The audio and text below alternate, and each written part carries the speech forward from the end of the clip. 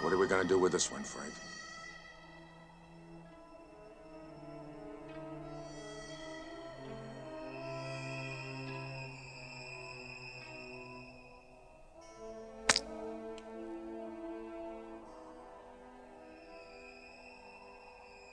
Now that you've called me by name.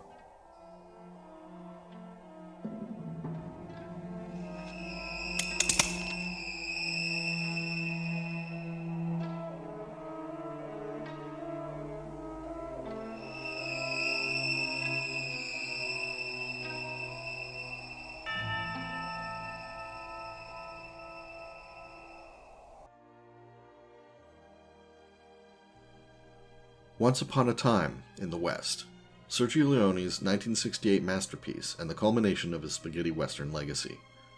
It's a movie I have so much to say about that I'm reluctant to say anything at all, for fear of omitting something important. Simply put, it's my favorite cinematic work. I'm just going to have to start somewhere with the knowledge that I can always follow up with further videos down the line. Today I want to focus on Leone's visual command. Look at this shot. Notice how the camera's upward movement is motivated by the climbing workman.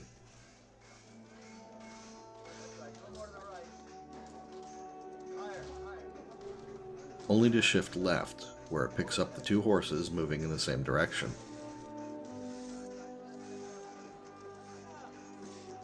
When it comes to a rest, they continue on, having brought our viewpoint where it needed to be to pick up Jill in her hired cab.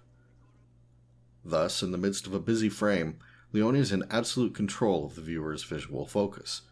Another director may have done this in a static way, relying on the vistas to capture our attention. Leone leaves nothing to chance, but conducts us through the chaos to where he wants us to look.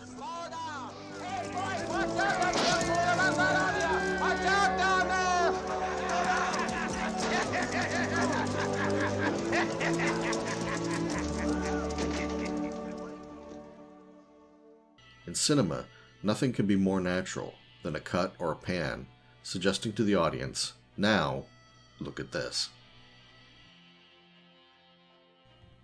What is revealed can provide new context and understanding, can resolve suspense or provide catharsis.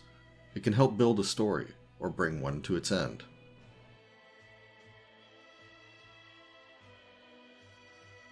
Working in concert with his brilliant cinematographer, Tonino Dellicoli, Leone creates unforgettable moments using this technique, and one of his favorite cinematic devices, the visual reveal.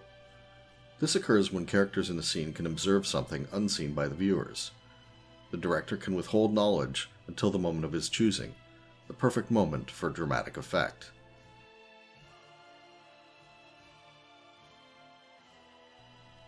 This is a device that's really only possible in cinema, which is why it was favored by the great director.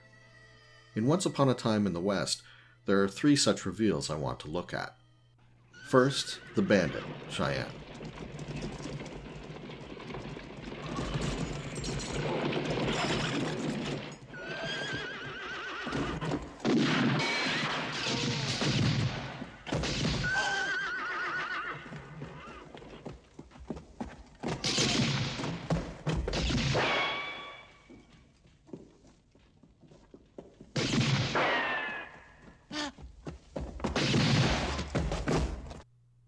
When we're introduced to Cheyenne, played indelibly by Jason Robards, it's in the context of a mystery. The people in the watering hole hear a commotion outside, gunfire, and then enters a man.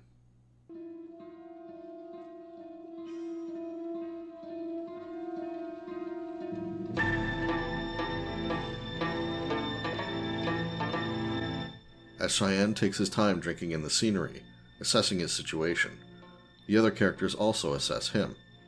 All the while, Leone makes us wait. He builds our curiosity about this man. Who is he? What's happened outside? What does it all mean? Jug.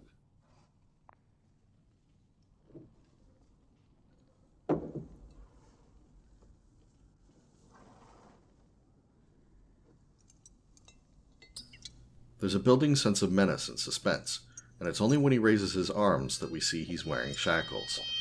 We understand that he's an escaped prisoner, and the commotion was his escape. It's a great introduction to a character who is bold and dangerous. We get a strong sense of who he is without being told a thing.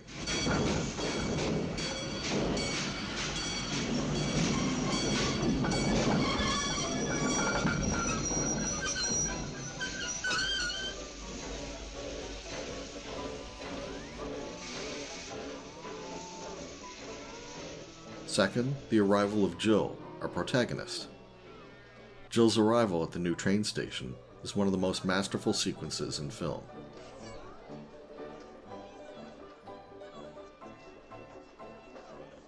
She departs the train and looks for her expected ride to her new home in Sweetwater. As she paces the station platform, Leone stubbornly refuses to show us where she has arrived. Our view is limited to the platform. We focus, as Jill does, on the local color. We see the arrival of cattle, of native warriors, and we observe the free black men doing manual work. This is a newly sprung up town, almost cosmopolitan in its diversity. She's arrived at a bustling place. The moment is drawn almost agonizingly long before Jill loses patience and decides to find her own way. We track her with a single shot as she enters the station to ask after a hired cab.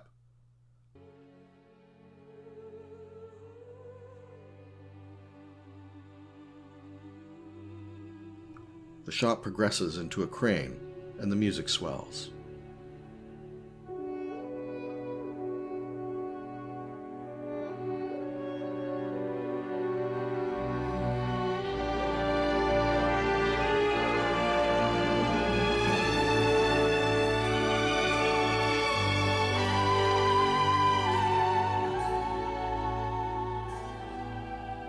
For me, this is one of the most breathtaking shots in movies. A great visual reveal of the town, a set which famously cost more to build than the budget of The Good, the Bad, and the Ugly. By withholding the view, Leone builds it up to a moment suited to a crescendo. Wow! Look at this place. Where there recently was only desert, we find a community built of brick and wood. There's also a lot of ongoing construction. It was important to Leone to portray not just an established town, but one experiencing rapid growth.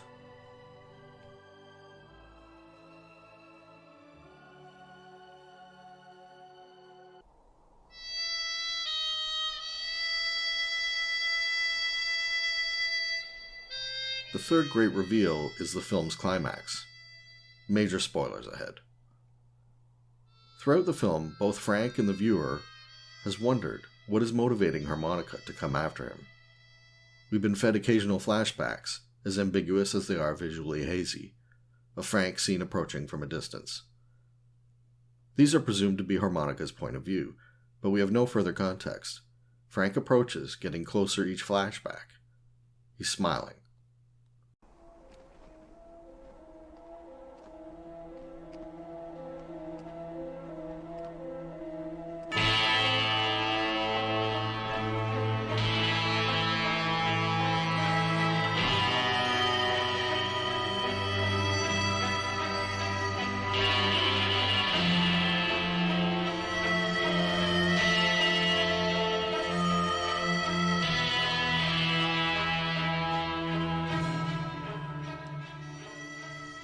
When the men finally duel, set against Ennio Morricone's score entitled As a Judgment, and the tension built over the course of a 3-hour film, we finally get a resolution to this mystery, and it's a visual one. Keep your loving brother happy.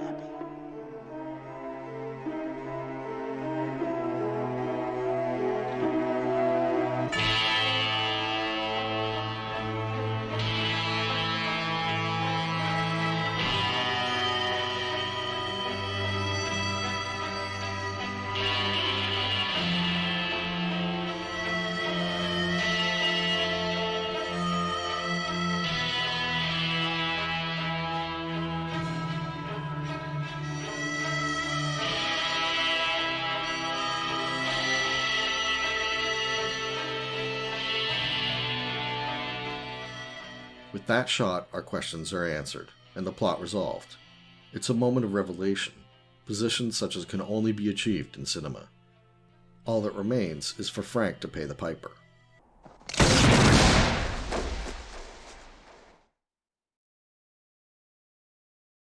Leone utilizes the tools at his disposal with an adeptness seldom matched. He knows how to make a shot impactful, how to tell a story in images, how to make what may be the greatest cinematic work ever made. Once Upon a Time in the West.